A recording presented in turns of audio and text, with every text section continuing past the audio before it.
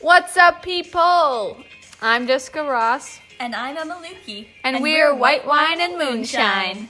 Get ready for absolute chaos. We both love giving advice, but we've realized that we have very different styles. Mine is pretty good. But mine is even better, even though most people say it's not. On every episode, we'll be covering everyday life and issues and giving our advice and thoughts on them. From our own unique perspectives. Don't worry, we're not going to be talking about alcohol. It's just that our advice is as different as white wine and moonshine. But we also could talk about that. Jessica.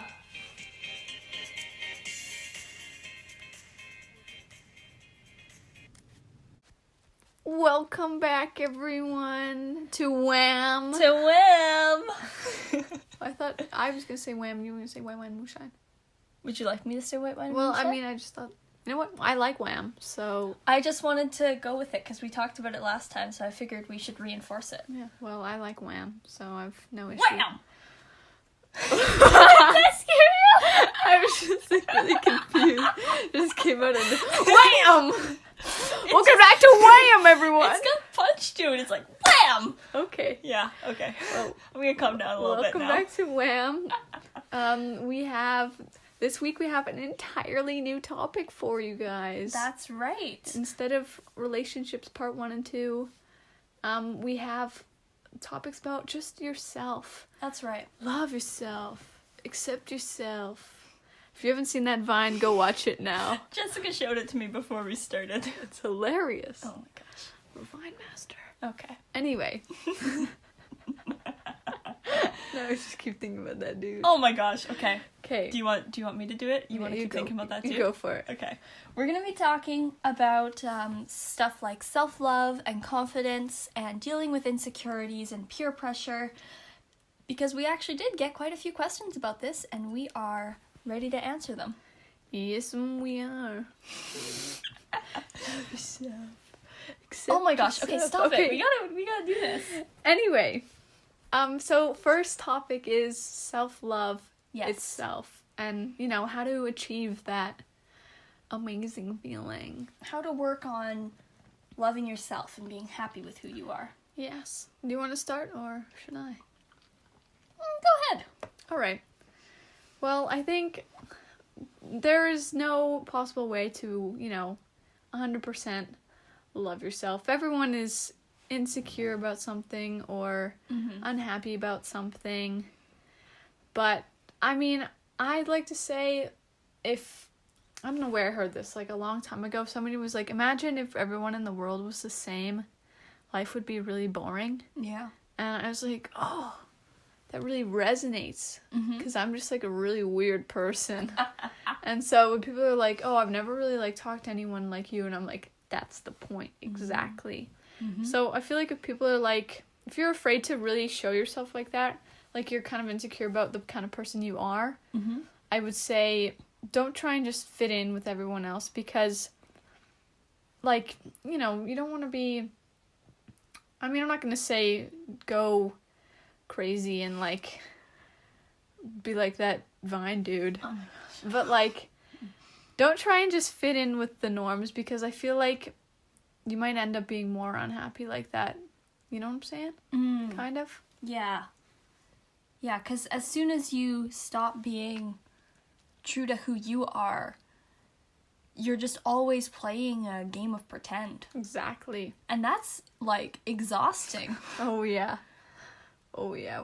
It's even when you're working a job and you've got to be all nice for a while, and then when you're done, you're like, whoa, oh my god, I can be myself again. That's, real life. You just...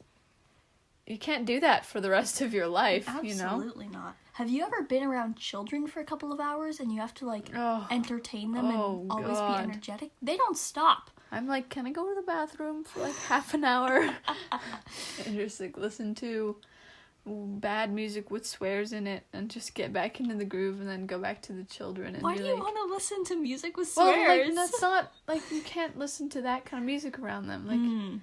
I'm not saying it has to be with swears, but, Anyway, what I was saying was just that the type of exhaustion around children is it's the same idea of you're always putting on this show. There's no way you're going to have enough energy for yourself.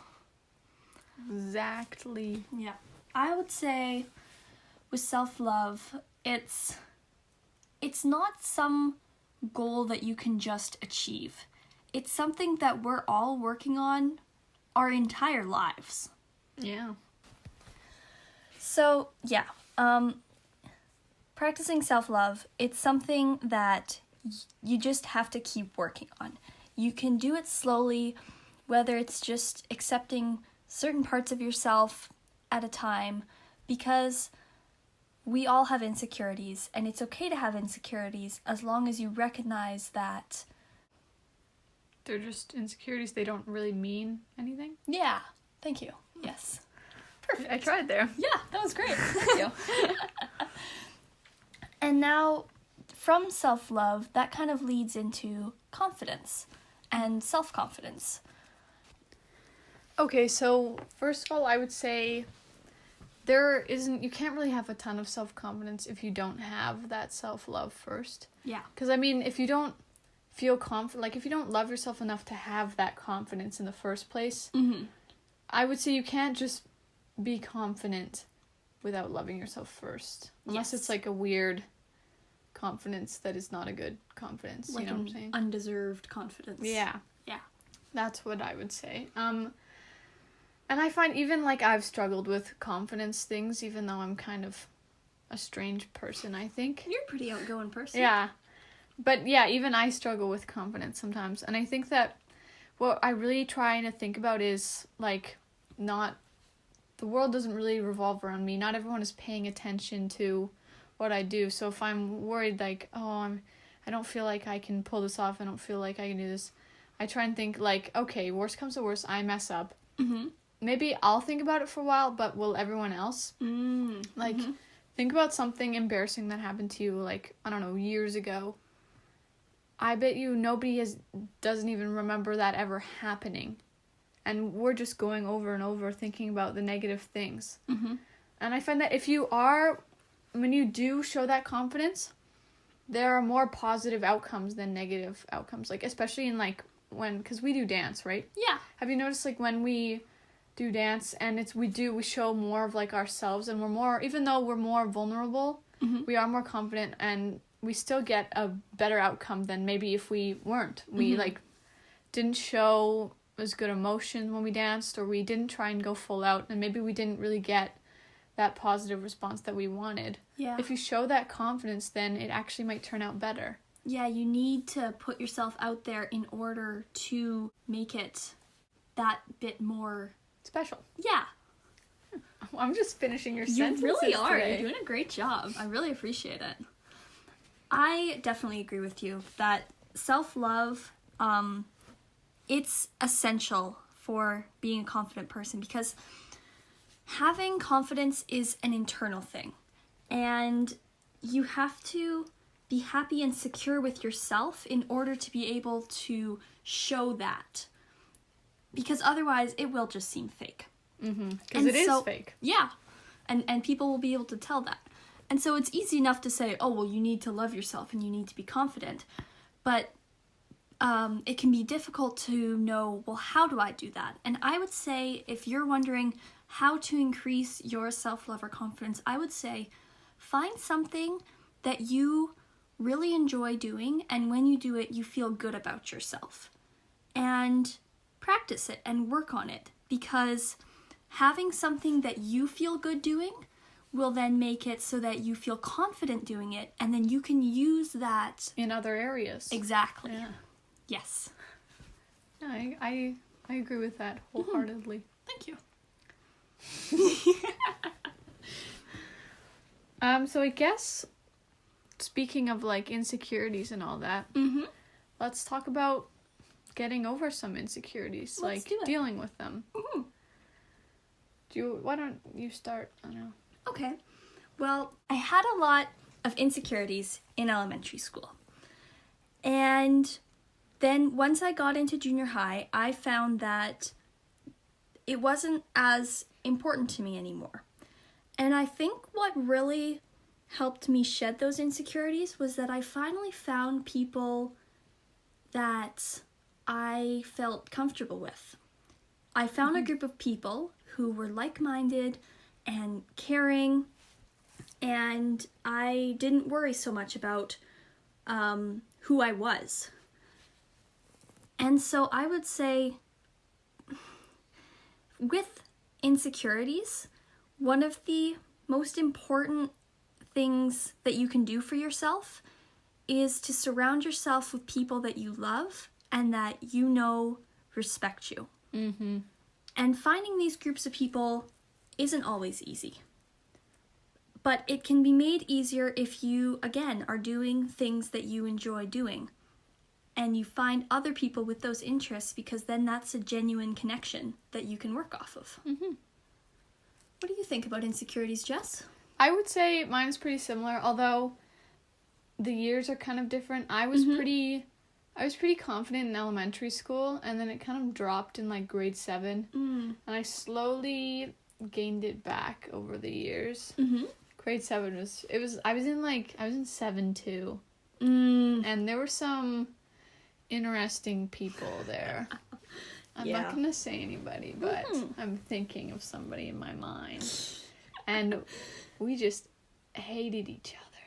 And it just really did not help with my self-esteem. Yeah. So I always felt insecure in that class. But it was better when I started to make more friends. And having those people around me, I always felt, I didn't really feel like I needed to worry about anything that was wrong with me, which was really nice. Yeah. Because I had some pretty messed up teeth. Which I feel like you probably did notice, but... I did not. You probably did. I don't remember it. Although I didn't know you all that much in grade 7. I got Invisalign in grade 9. So it's still bad in grade 8. I don't know. I'll show you a picture later. Okay. You know, another thing actually about insecurities, and this is just kind of a simple thing that I've found can help. You may have heard it before. It's where you think about whatever it is you're insecure about, and you just say some positive affirmations about it. Like, you say things like, oh, you know what? This thing looks really cute on me, and I like it, and it's good. I don't know. Some positive affirmations about the thing, and you just keep saying them, and you say them as genuinely as you can, and you say them often, and eventually you will start believing them. And I know that it works because I've tried it, and it does. I've never done that, but I have some other advice that's like... Ooh, let's hear it. Kind of similar. I find a lot of the time, like, you don't even... It's subconsciously, like, same thing about, like, the brain, tricking the brain and stuff. Yeah. But, like, subconsciously, like, if you're listening to music or, like, watching TV shows about, like, sometimes say you listen to a song that's like, I hate myself. I don't like this about myself.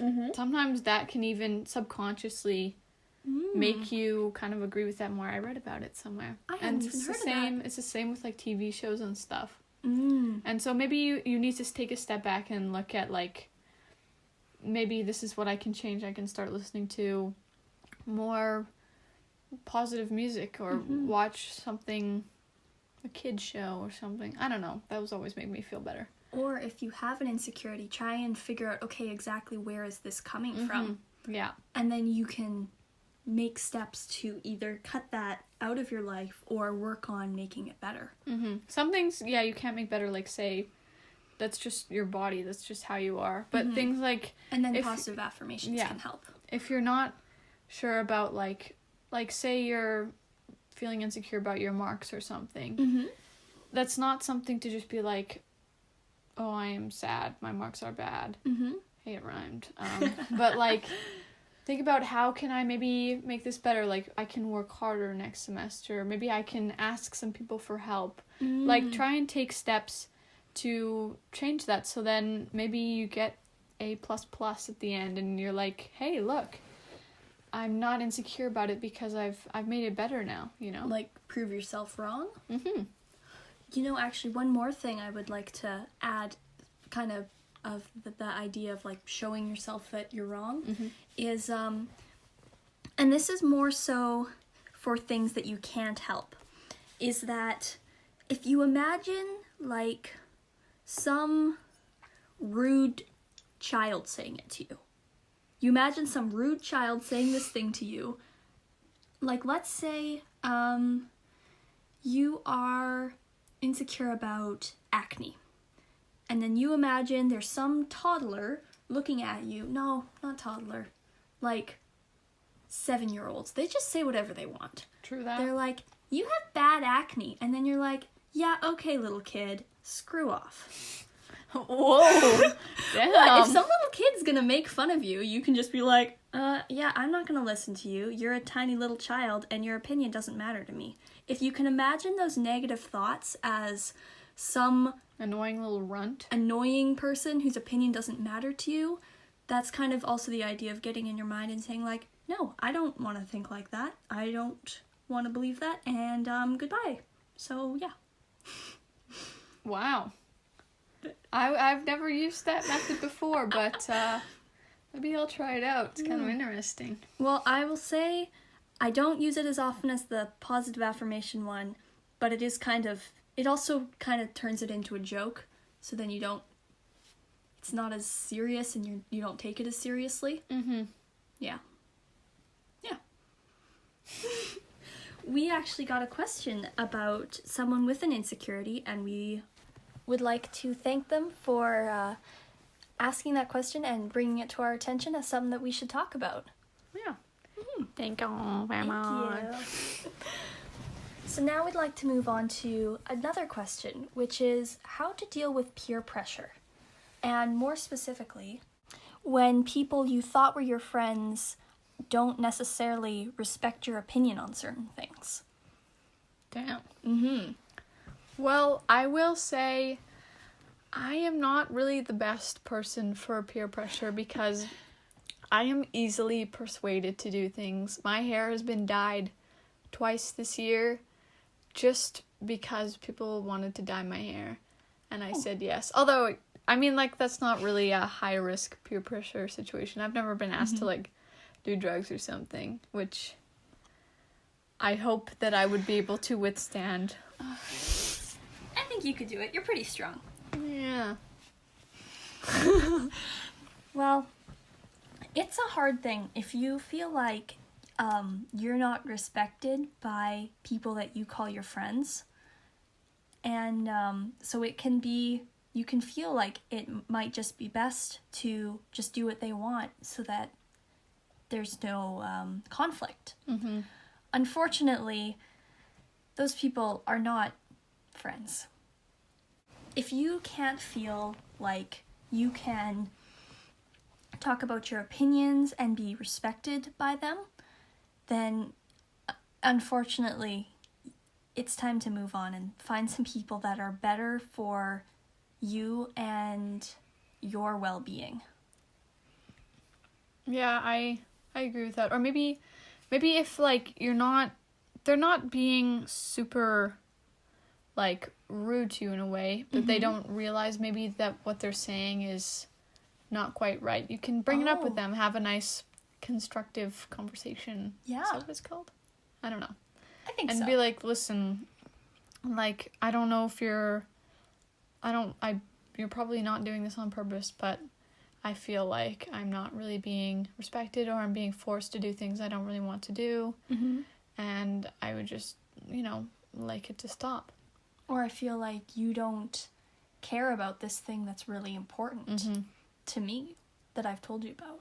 Exactly. And if it is to the point where they just won't listen to what you have to say, then I would say try and start to distance yourself. Find someone who really accepts you for you, because those are the people you want to be around. And that is also to do with self-love and stuff. If you're not around people who respect you and love you for who you are, how are you going to...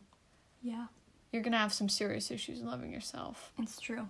and confidence and all of that, really. Yeah. Friends are, especially now, they're really important. Absolutely. So you got to make sure you don't have bad apples. It's okay if you feel like you're not being respected. You can certainly have a conversation and tell them how you're feeling because maybe they just didn't realize.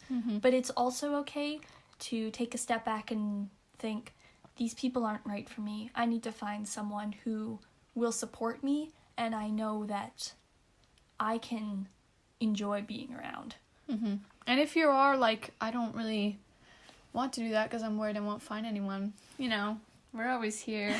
Hit me up. That's right. I love meeting up with people, doing fun stuff.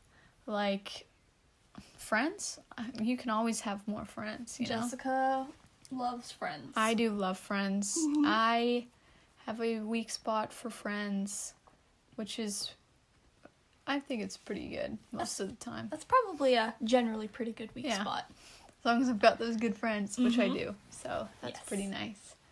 Absolutely. Well, we would like to thank everyone for sending in their questions. Obviously, we didn't get to all of them. What we've found that we've been doing is we check out what kind of questions we get and we kind of pick a category to talk about, and then we answer questions in that category.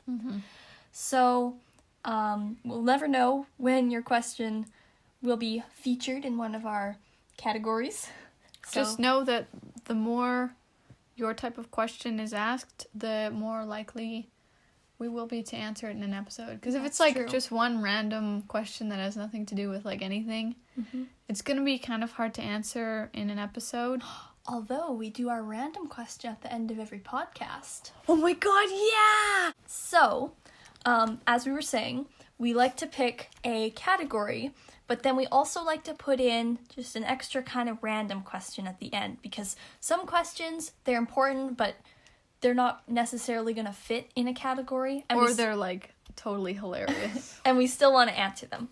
So this week's question, let me read it out.